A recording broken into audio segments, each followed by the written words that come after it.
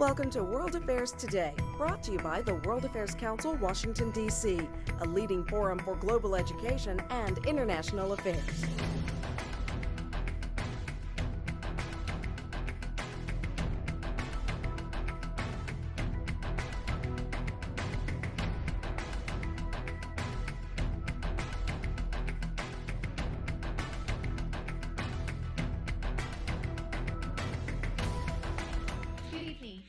My name is Stephanie, and I am the International Affairs Director for the World Affairs Council, Washington, D.C.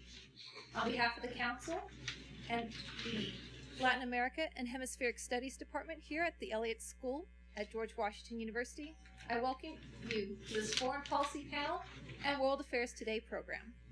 In tonight's program, Sound and Fury, or Winds of Change, Protests in Venezuela, we will explore the protests which began earlier this year. A response to continued high inflation and shortages of basic goods have continued as protesters demonstrate against the government of President Nicolas Maduro. President Maduro came to office nearly a year ago with the death of Hugo Chavez. In the short time we have this evening, we will examine the protests, their elements and demands, the response of the Venezuelan government, what potential outcomes may be, and what, if any, involvement the U.S. should have. We have assembled here this evening a distinguished group of panelists with expertise in Venezuela, Latin America, and U.S. policy. Dr. Stephen Kaplan is an assistant professor of political science and international affairs at the Elliott School of International Affairs at the George Washington University. His book, published in 2013, Globalization and Austerity Politics in Latin America, studied the effect of the financial globalization on economic decision-making. Peter Hakim is an expert and President Emeritus of the Inter-American Dialogue. He is a member of the Council on Foreign Relations and has spoken and written widely on hemispheric issues, with his work appearing in several U.S. and Latin American publications. Pedro Burelli is the managing partner of B+V Consulting, a corporate finance advisory firm. He's a former member of the executive board of Petróleos de Venezuela and is a frequent commentator on Venezuelan oil issues. Finally, moderating our panel this evening, I would like to welcome back Philip French, Executive Director of the American Committees on Foreign Relations. A retired U.S. diplomat, Phil has served as both the Deputy Chief of Mission at U.S. missions in El Salvador and Venezuela. Please join us in welcoming our panel.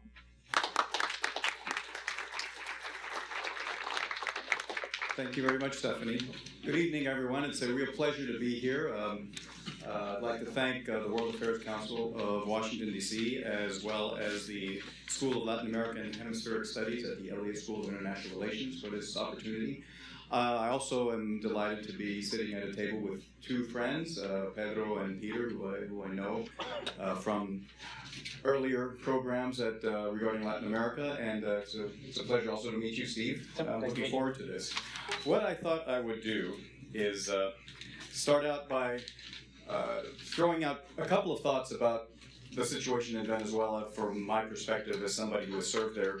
First, at the very beginning of my career in 1980, when Venezuela was a prosperous and peaceful, but still a society and an economy that was that had its inequities and had issues involving a rather large segment of the population feeling disenfranchised. And then look at it today, and to what extent the changes and the changes that have occurred under this government have changed the dynamics. When you look at the reasons behind the protests, and you recite the litany that we've all heard about Venezuela, about 56% inflation, about the second highest murder rate in the world, according to the latest UN statistics, continuing rising street crime, shortages of basic goods, political repression, deinstitutionalization of the democratic institutions, you begin to think that somebody should be held responsible for such a dysfunctional government. And when you look at the polls, even as recently as the end of last March, and there are several polls out there with, of course, varying data as usual, but nevertheless, despite all of that, this is a government that still retains, in some cases, in the case of President Maduro in particular, personal popularity polls or ratings as high that approach 40%. There are other governments and heads of state in the hemisphere who would aspire to those numbers, and yet these are governments and these are countries that do not nearly suffer the problems that Venezuela does. So that's one of my questions: is what does Maduro have to do to get fired, given the apparent incompetence of him and his administration? The second issue I wanted to kind of throw out there as background in this context is a reference to a very short piece I did for the Wilson Center a few weeks ago, asking what should the United States do in Venezuela. And my response was really a counter in the sense that, well, is the United States necessarily is U.S. intervention necessarily the answer? If you have a country where just last December the government won a substantial majority in municipal elections, a year ago Maduro did win, granted under suspicious and possibly fraudulent circumstances, but nevertheless polls that continue to show these levels of support to a government, polls that show that there are still 38% of the people, for example, who believe that there is an economic war against Venezuela that is causing these economic problems. When you have a divided society, when you have a substantial, whether it's 25 or 35% of the population that is supporting the status quo, what legitimacy do you get, do you obtain in terms of making a statement, whether it's multilateral in the case of the OAS or UNASUR, or bilateral in the case of Brazil or the United States? What actions can they take that doesn't somehow violate that principle of self-determination and sovereignty? So I wanted to kind of throw those issues out there in terms of the context of where we'll be taking this discussion, and I'm sure it'll be lively because we have some very good and very vocal panelists. So with that, I will remind the panelists that the presentations are around 7 minutes, and I will try to enforce it to the extent that we can make sure that there's lots of time for question and answer afterwards. So I will pass this along then to Pedro Burelli. Thank you, Phil. Thank you to the organizers, the World Affairs Council and the Elliott School here at George Washington. I'm the only Venezuelan in the panel, and that is always difficult because clearly I probably should stay there from where I come from, and I'll give you some credit for having married a Venezuelan. I almost count. Sometimes that counts. Although stealing our best resources, which is really, there should be a penalty for that. It's an export-oriented economy. Exactly. From the beginning, I have opposed the government of Venezuela from Hugo Chavez from day one, and this was actually the result not of anything else, but having had the opportunity to spend. He showed up in my house uninvited, and we spent 7 hours talking, and it was a very troubling conversation. It was a conversation that I think he did not know, he did not believe that he could win the election. He only had 3% in the polls at that moment. By the end of the conversation, I was very sure he was going to win. And when he questioned me and said, "Why do you think I could win?" And I said, "Look, this was 5 hours into the conversation. I said, the first thing I realized is that you're incredibly charming." And I did not expect that. I had seen him as a former coester, someone who had been in jail for some time, had been graciously released from jail, but I had no interest, and I didn't feel that he had any real, true, lasting charisma. When I spent time with him, I realized that I was very wrong on that, and that indeed he was an incredibly nice individual. The second condition I discovered talking to him was that he was really fast on his feet. No matter what the conversation was, he would just somehow pick up and go. The third thing, he was actually more troubling, really troubling, was that he had a condition an uncle of mine always used to call an encyclopedic ignorance. That somehow, on the factual issues, from A to Z, he had these big gaps, huge gaps. And particularly in the subject that he wanted to talk about, which was oil. I was a member of the board of PDVSA, as was mentioned before. I was surprised how little he knew about the fundamental industry that actually supports Venezuelan society. He did not know the geology of it, which is the most complicated side. He didn't know the mechanics of it. He didn't know the logistics of it. He didn't know the economics of it. He didn't know the finance of it. He had no knowledge, which surprised me because I was under the belief, and knew, and I'd gone to the military academy, that was, oil economy was a subject that they taught. The final reason that I thought he was going to win is because he was terribly irresponsible. That combination is a very potent combination to win an election in a country that was in a state of despair after 20 years of decline. So I was certain that this was going to happen. Most people thought I was crazy. He did not get upset when I described to him. I said, look, this is why I think you're going to win. And I said, but rather than being the solution to Venezuela's problems, I think you are the embodiment of Venezuela's problems. You're not the solution to the problems. You simply embody them all together. And it's over your dead body that we will have to build a new country. Again, he did not get upset. He was actually very graceful, left, and about a week later, 2 weeks later, he called me again. And called me and said, look, I'd like to meet with you, but I'd seen him on TV a few days before, and I realized that the 7 hours I spent with him, I totally wasted. Every bit of conversation that I thought I understood, it threw away. So from that moment on, I realized we had a problem. Soon after that, I resigned before he arrived. I resigned from the board of PDVSA, and then he won the election, asked me to join PDVSA again, and I never saw him again. I mean, the fact is that I opposed him from that moment because I realized that we were, in the middle of a problem that he captured very well, but that he could never solve. And I think that's what we have right now. The problem that we have right now is that Maduro, who was elected a year ago in a very questionable election, did not as much inherit the mantle of Chavez, he actually inherited the mess that Chavez created. So the difference that Maduro had from Chavez is that Chavez did not have really Chavez to follow. He wasn't following Chavez's footsteps. He was actually inventing and improvising as he went along in the middle of the biggest oil boom that we had ever lived, or the biggest oil boom in history. And obviously for an oil, in a situation where the state controls oil and has all the power to disperse this money, you can get a long way. Maduro is actually now having to live with the legacy of of Chavez, while trying to respect kind of the image and the style of government. So I think that's where we're stuck. You won with a very narrow mandate or no mandate at all, and I would, in the question answer, we can question about if the two 50-50s are the same. And I would attest that even if it were a 50-50 election, they're not equally weighty when you analyze them.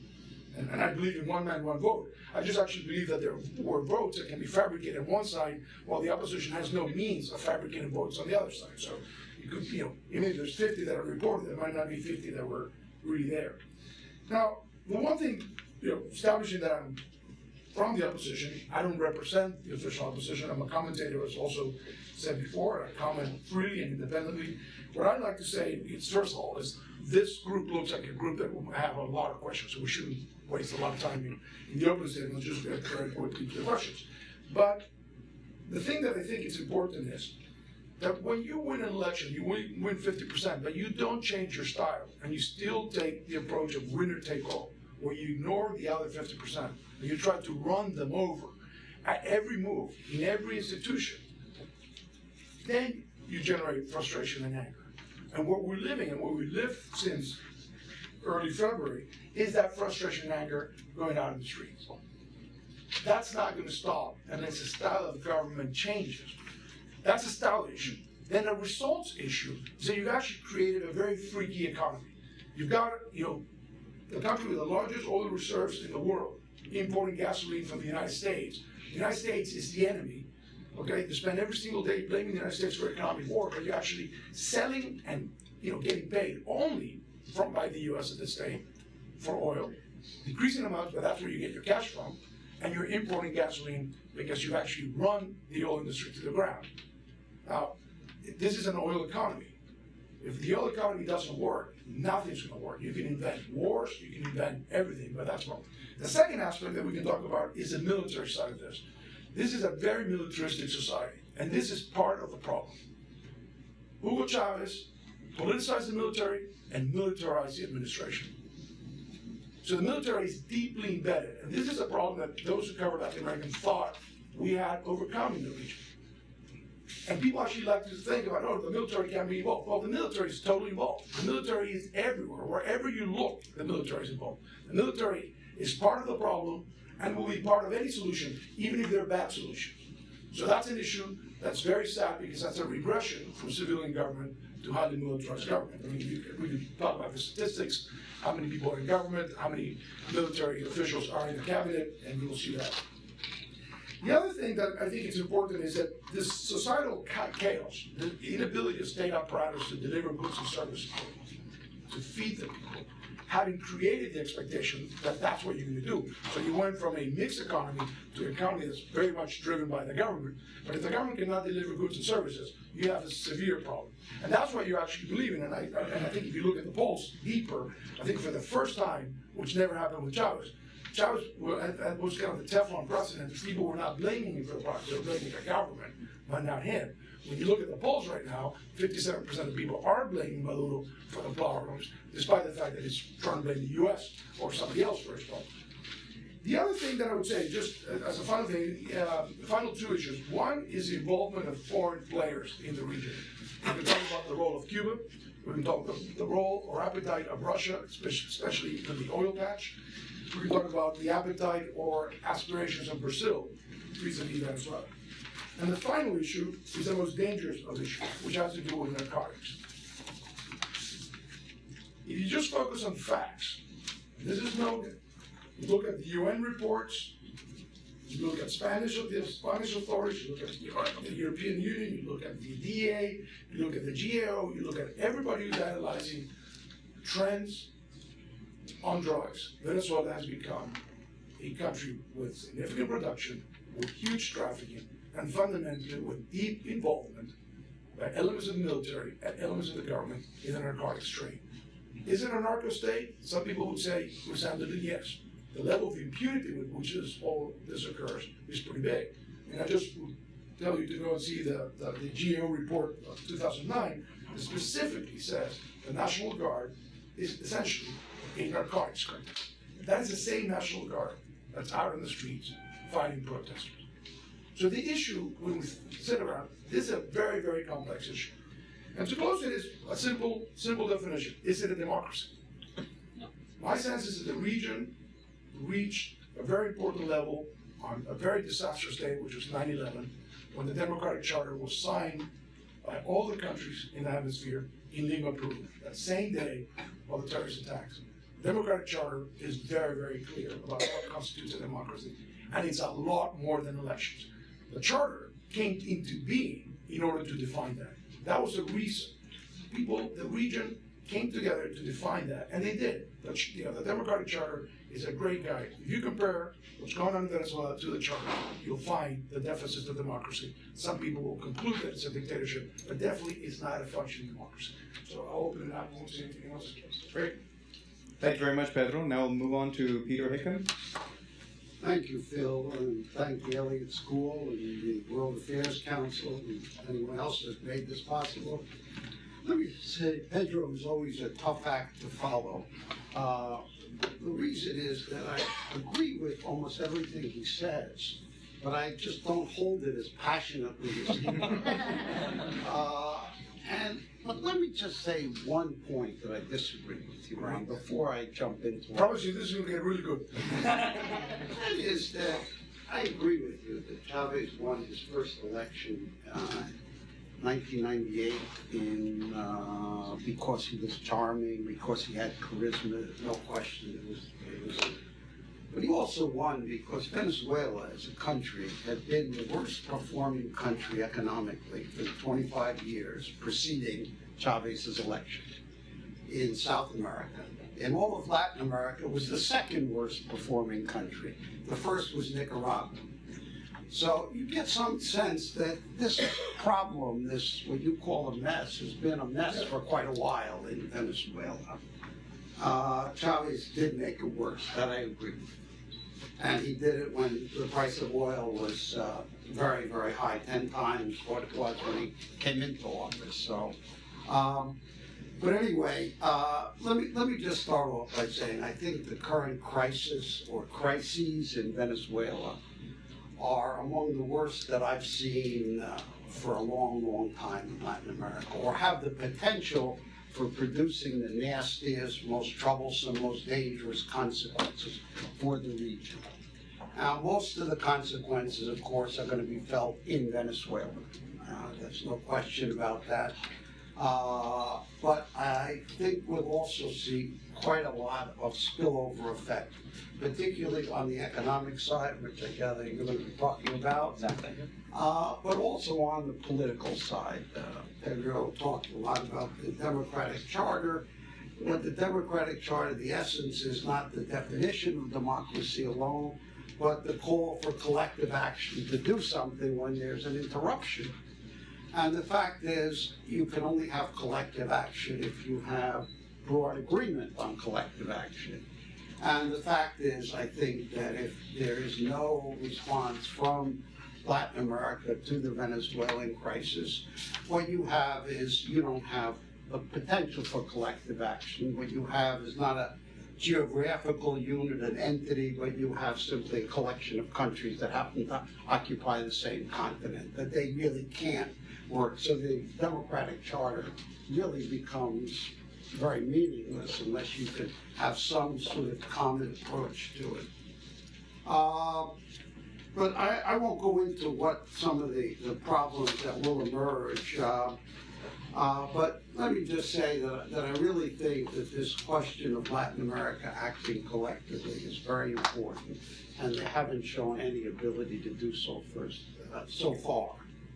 And of course, the Organization of American States, which encompasses Latin America, the United States, and Canada. There's the representative from Canada here. Also hasn't been able to act. So it's not only the Latin American organization, but the hemispheric organization hasn't been able to act collectively. I want to turn mostly to Philip's question so what should the United States do? What should U.S. policy do? This is the U.S. World Affairs Council. And I think the question is less an ethical question, Phil, about whether we should intervene under certain circumstances or not, than sort of ask what could the U.S. really accomplish, accepting that Venezuela is in deep crises, accepting the fact that it's not a democracy. What, in fact, could the U.S. do that would make anything change in Venezuela? And let's start with one critical fact, that the U.S. influence in Venezuela or on Venezuela is very limited, almost zero. In other words, it cannot sort of call for change in Venezuela. And it's not only limited on Venezuela, it's very limited on Venezuela's neighbors. It really cannot push them to move in directions that it might like. And secondly, and this sort of is in contrast, the U.S. is not going to accomplish much in Venezuela. In fact, it's not going to accomplish anything at all without the cooperation of Latin American countries, without the cooperation, particularly of Brazil, with the other South American countries.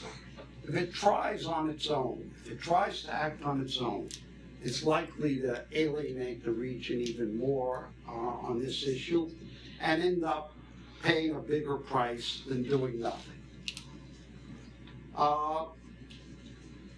If the U.S. were to, for example, start imposing sanctions of the kind we're doing in Ukraine, it would probably only sort of, like I said, move Latin America to support the Venezuelan government rather than oppose it. It would say that you're intervening, we have a process going on, and why not let our process work out? You don't have a process, and you're certainly not collective action, it's the action of a single country.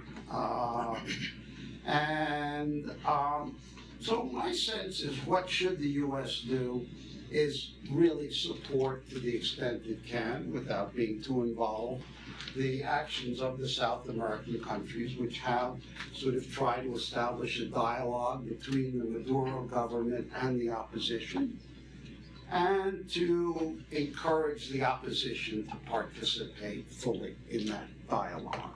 The opposition is somewhat divided now. Let me say that that dialogue is not going to bring democracy to Venezuela. There's very little prospect of that. Certainly not the kind of democracy that Pedro Burelli is talking about.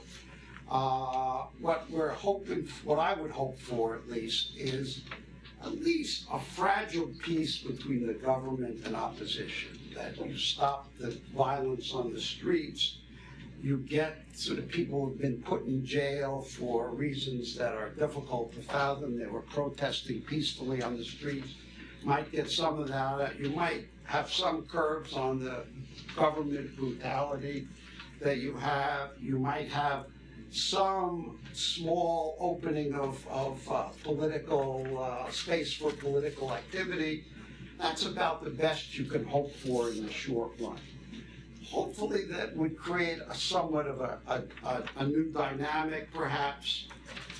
The obvious question, what happens if all this fails, that all these sort of modest objectives just don't happen? Well, it's hard enough to analyze the present, to try and figure out what the future is going to look like.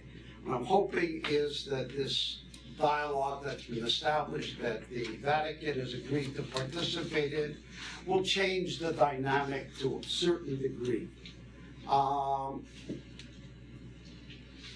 But if things go badly, I think that at least at that stage, there may be some Latin American countries will want to turn to the U.S., or maybe Canada as well, and sort of, as they did in several other crises, like in Honduras, for example.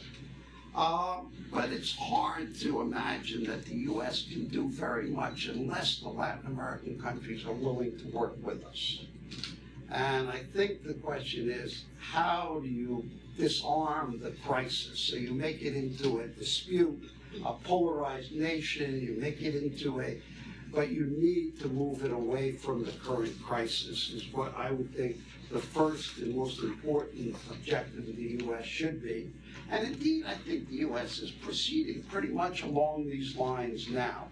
It's making a few strong criticisms, which I think are accurate, of what's going on in Venezuela. It's appropriate to do so, set forth its opinion, and it's sort of staying away from taking any strong actions because it recognizes that it's likely to improve the situation, solidify the situation of the government, rather than do very much to diffuse the crisis that now exists.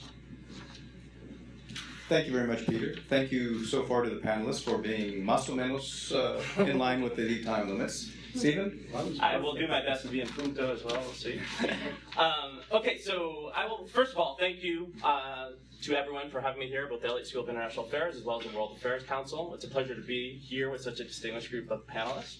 And what I want to pick up on is sort of the question that Philip brought up at the beginning, which was, why is there so much support for Maduro when seemingly, right, he's done a miserable job and should get fired, right? And so what I want to look at in my commentary is to look at this from an economic perspective a bit and try to answer this question. I also want to pick up from Pedro Burelli's commentary a bit as well. As Peter was highlighting, I think I agree with the spirit of your commentary, but I do want to sort of emphasize one point in terms of the 1998 elections that might be a little unique as well, and maybe helps explain some of the vantage point that I'm coming from an economic standpoint.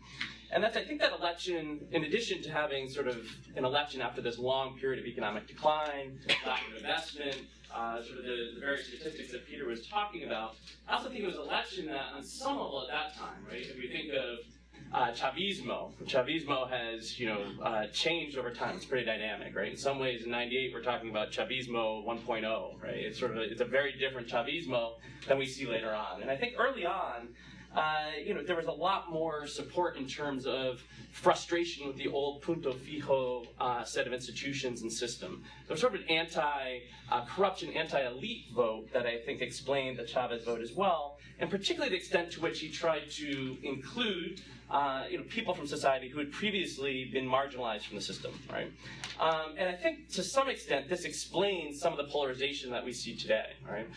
And helps answer this question of, okay, why does Maduro still have support? Because seemingly, for as bad as he's governing the economy, he should have no support at all, right?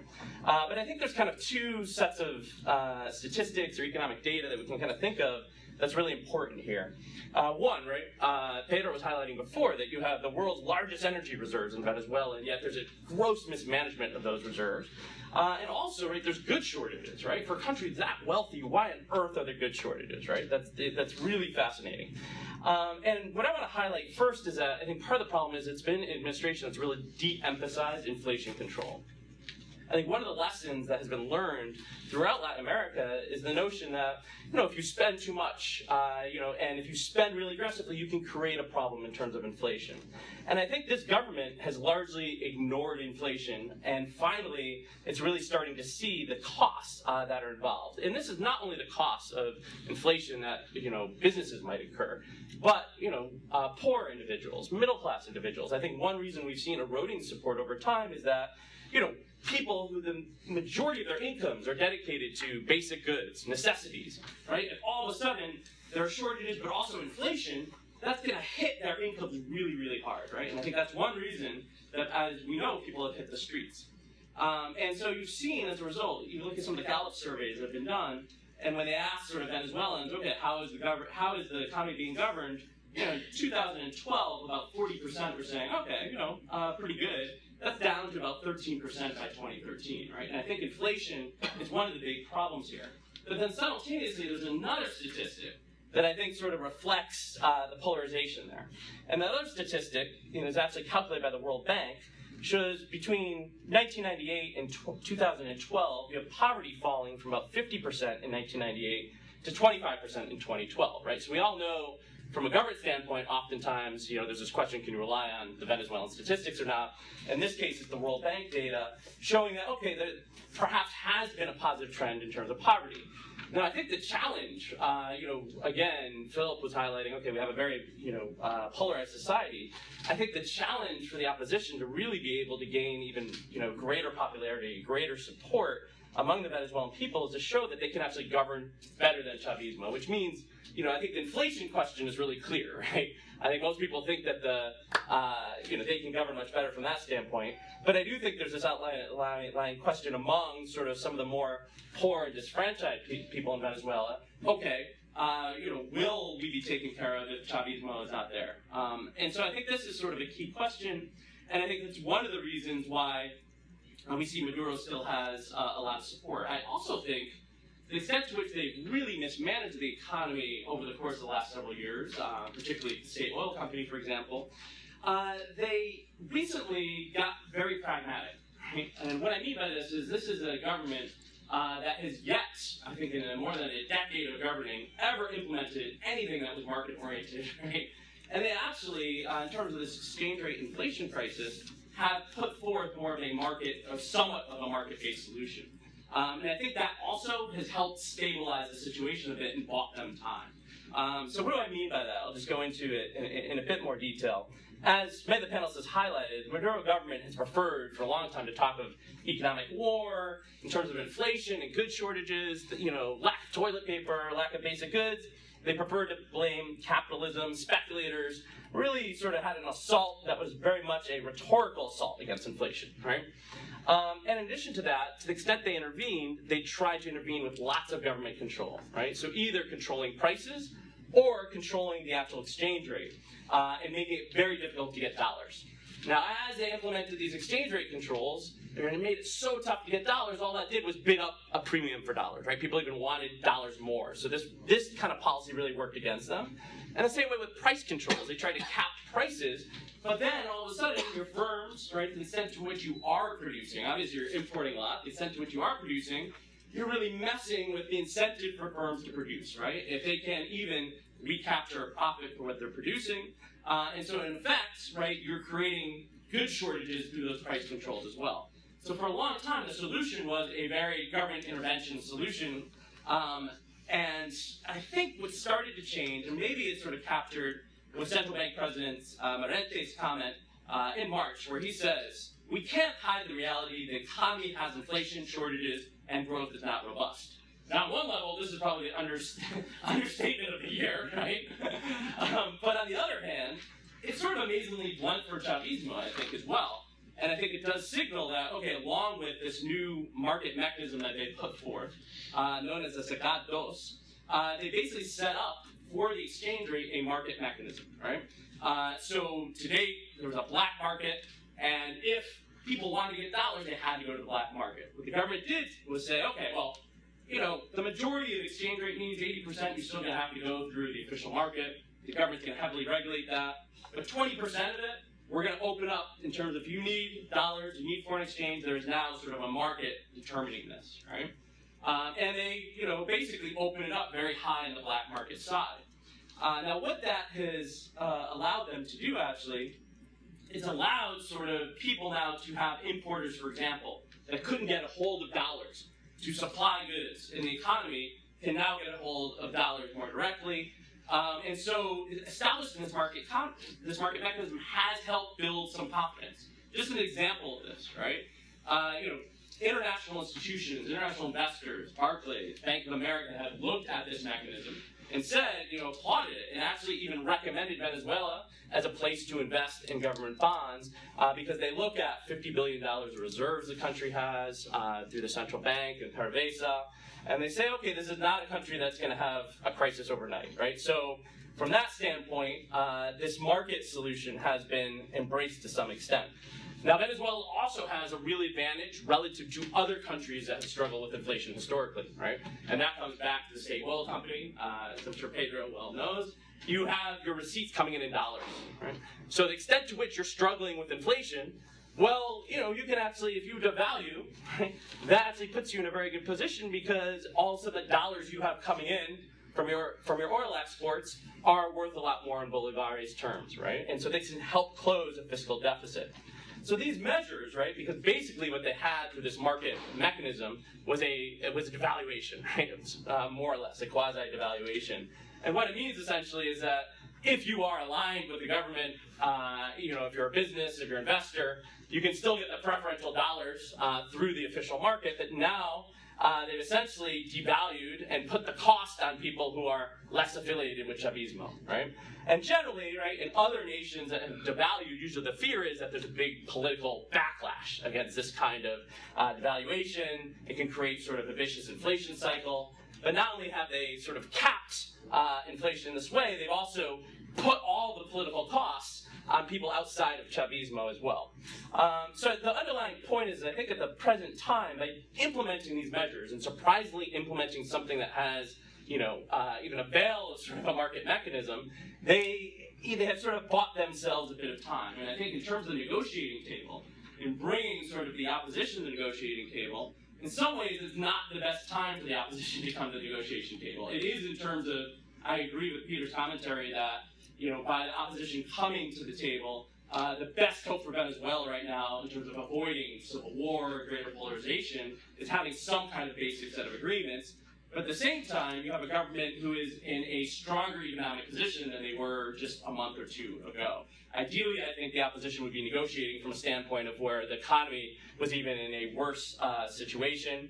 On the flip side, I think, you know, what the opposition has going for it from a long-run perspective is that although we have a band-aid solution that is a bit market-oriented nature, the structural problems don't go away, right? You still have a country that essentially has oil, has de-industrialized, has very little investment elsewhere, and is very reliant upon imports. And I don't think this problem of shortages inflation is going to go anywhere unless the government pragmatically even implements more sort of reforms that might be a little more market-oriented.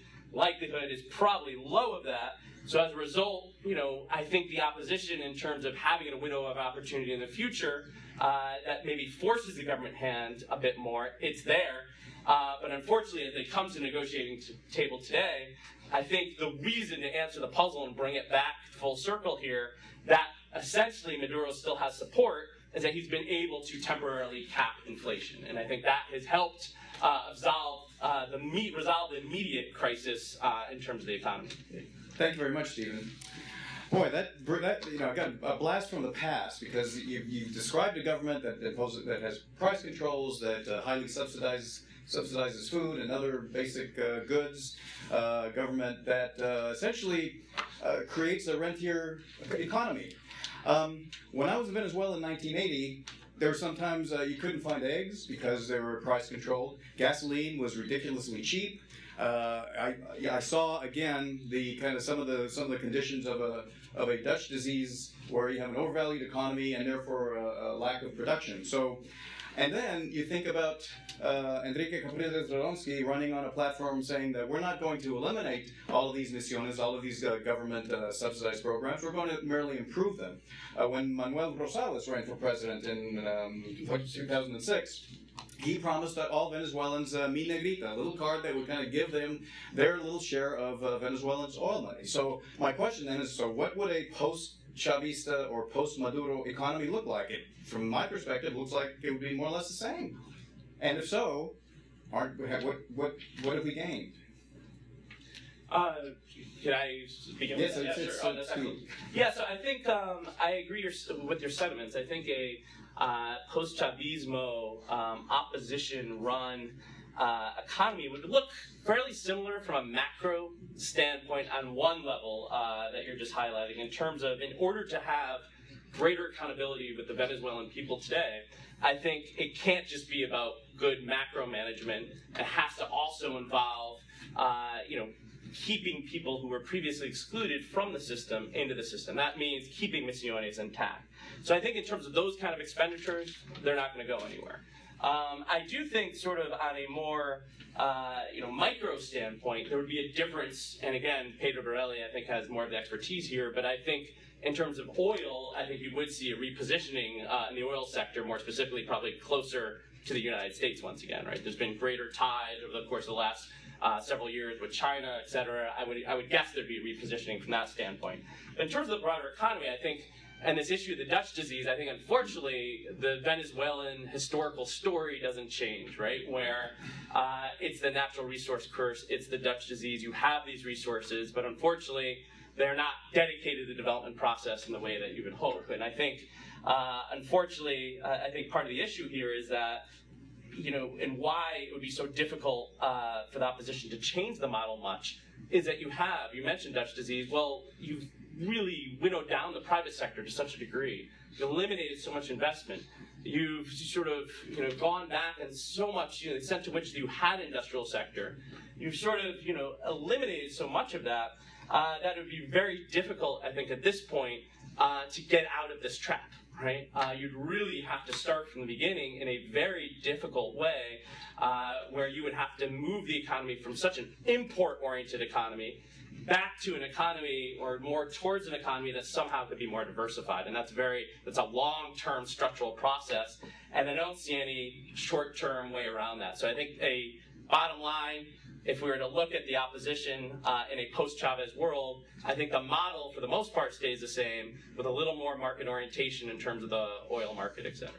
Pedro, I wanted to ask you about, you touched on the role of the military, but that's always a question when you have this kind of a situation, as to what extent is any kind of transitional situation, and would it involve the military, and to what extent is that even a plausible scenario, given the levels of corruption, the levels of military placement within high levels of the government, and of course the kind of Cuban involvement in intelligence and security.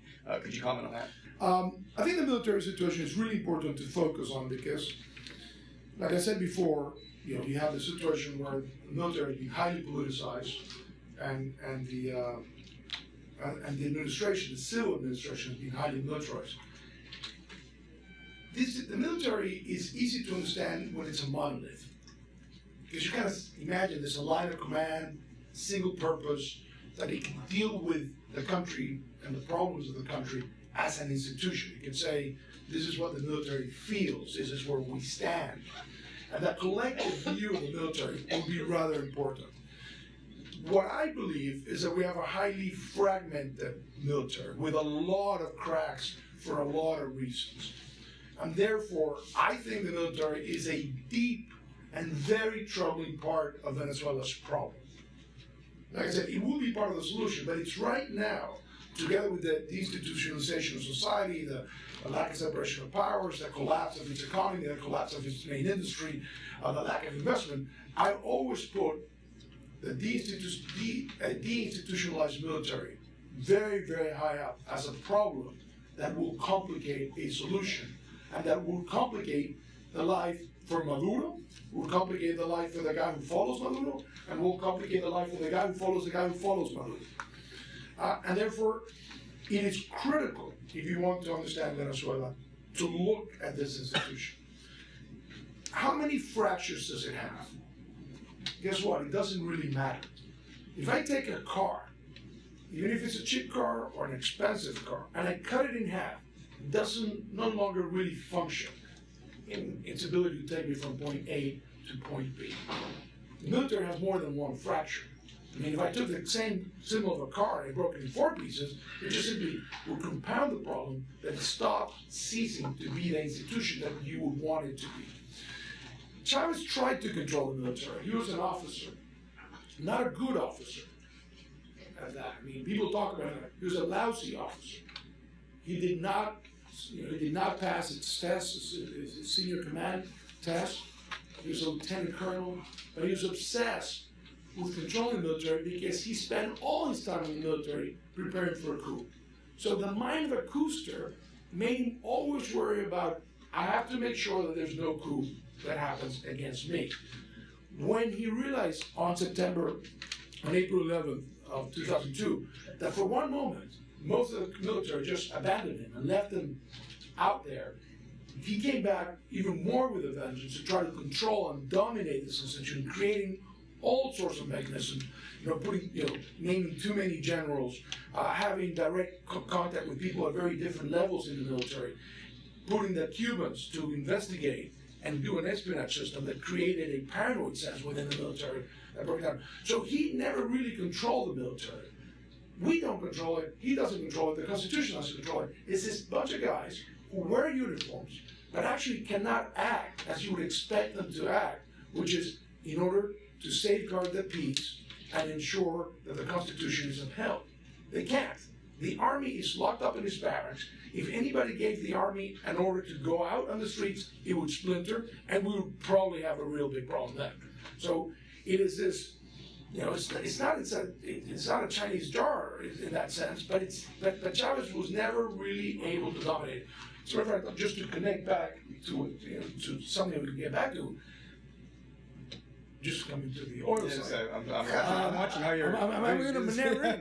One of the reasons, the price of gasoline in Venezuela right now, if you have a Jeep Cherokee, kind of an SUV, and you try to fill your tank of gas, total tank of gas, the entire tank of gas, is 6 cents of a dollar.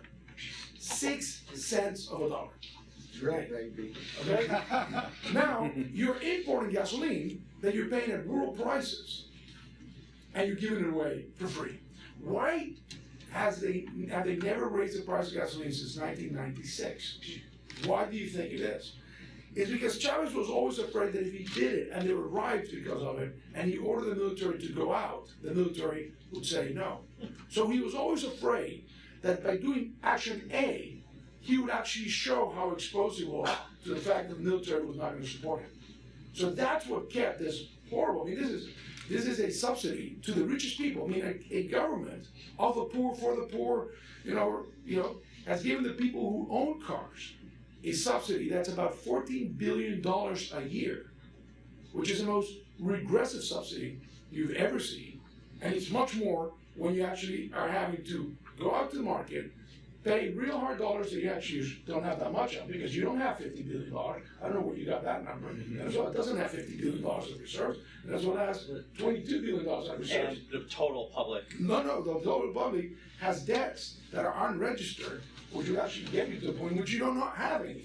So, but the real issue of that is that fear that Chavez as a booster had about the military forced him to spend a great deal of time trying to make sure that people believe that the military were very involved in this.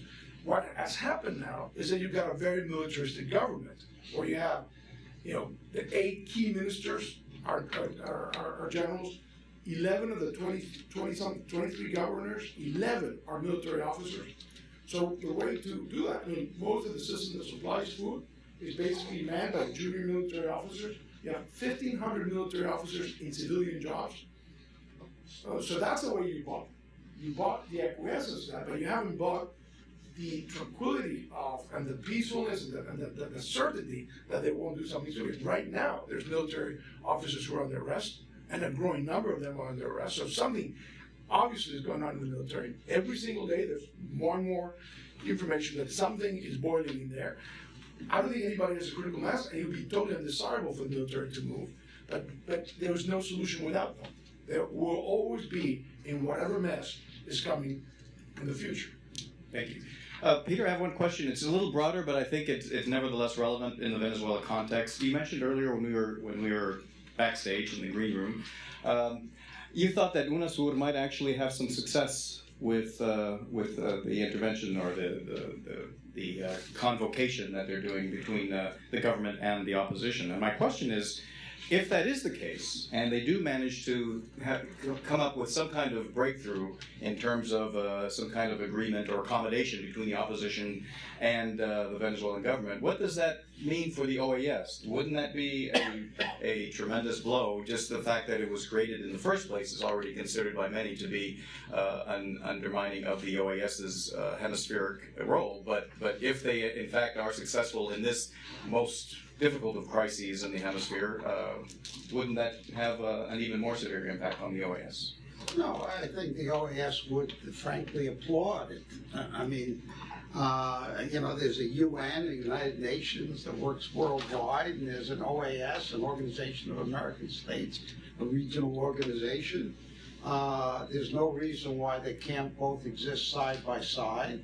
There's a reason that the OAS is not being asked to involve itself in this particular crisis.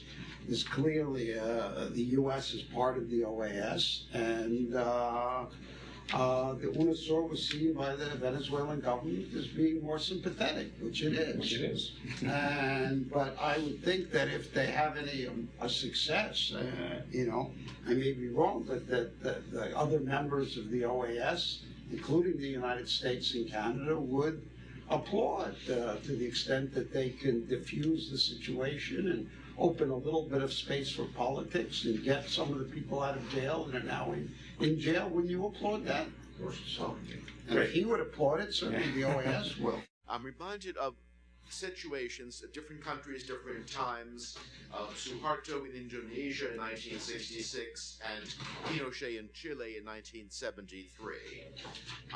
Aside from the desirability of that kind of solution, how likely is that to happen in Venezuela? That's to the panel. I think it's undesirable and unlikely. I mean, it's, again, in a particular case of Chile, you had a fairly monolithic institution that was hiding behind a mandate from Congress that something had to be done, and use that as the excuse to move in. I don't think Venezuela, they might try it. I mean, the issue is that if things, if Peter is wrong and we actually end up in the next phase of this is going to get quite chaotic. But I believe that almost any solution that involves the military will probably be chaotic and undesirable. I agree with Pedro 100%, and Chile was undesirable.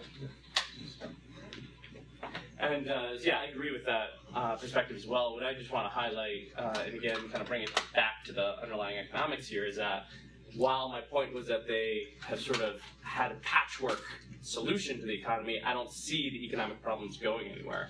As a result, not only do you have this underlying political tension, but you have the possibility of an intensifying economic crisis that can also exacerbate the situation as well. I wanted to ask, the three of you, about the external pressure. So far, we've seen kind of inertia in the region from the part of some of the actors. In the case of Colombia, like the country cannot have a strong stance because of the ongoing peace process, so that kind of limits the role of the country, even though it would be the country that has the biggest interest in see a change in a peaceful transition in Venezuela. And therefore, I was wondering, in your opinion, what do you think would be like something that would trigger a stronger response from Brazil in particular? That would be a legitimate actor, but so far we've seen the Brazilian government having a very bland stance on this, and also taking into consideration that there are presidential elections in 2014, so that to some extent might lead to estimate a stronger stance from Brazil. I'm not sure, so that would be my question. What do you see the role of Brazil being forward? I think one of the things that we have to focus is that not too long ago, there was the dream that somehow the U.S. was going to outsource its Latin American policy to Brazil. I mean, there was actually a conversation here that would happen. And lo and behold, I think a lot of facts became, Latin American policy is not conducted by the respected foreign ministry. It's run by Marco Aurelio Garcia, whose agenda has been quite suspicious and has actually put Brazil into two horrible problems in Honduras and in Paraguay, which are very embarrassing for Itamaraty, a very respected foreign ministry finding itself in exactly the wrong part of history. Correct, Iran and Turkey. Well, I was going to go there. Oh, okay. Then they expand and start getting beyond that. They're not reliable. And I think the U.S. decides this is not somebody I can trust. But the fundamental issue with Brazil is not even that. The fundamental issue has to do with the big Brazilian contracting firms. And those have such a weight now in how Brazil actually relates to the world. Brazil did not change its position in Libya until the Libyan independence, Libyan freedom movement went down to Brasilia and told Odebrecht that they would respect their contracts. At that moment, Brazil changed its position. So there's a weight that is being held by companies that are massive, huge now, and push tremendous weight in the corridors of power of Brazil. And that's where they're in Venezuela. They think that they have got most of the contracts they have in Venezuela were no big contracts. There's a lot of exposure. They want to make sure that they get paid and they can finish their contracts. And they play, through former President Lula, a tremendous role in this location. So you have actually three heads. You have Itamaraty as a professional foreign ministry. You have Marco Aurelio, who actually runs Latin America.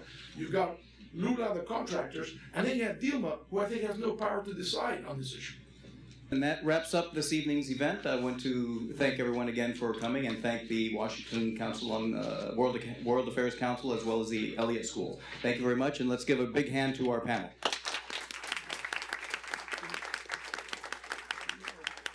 Thank you for joining us for World Affairs Today, a production of the World Affairs Council, Washington, D.C.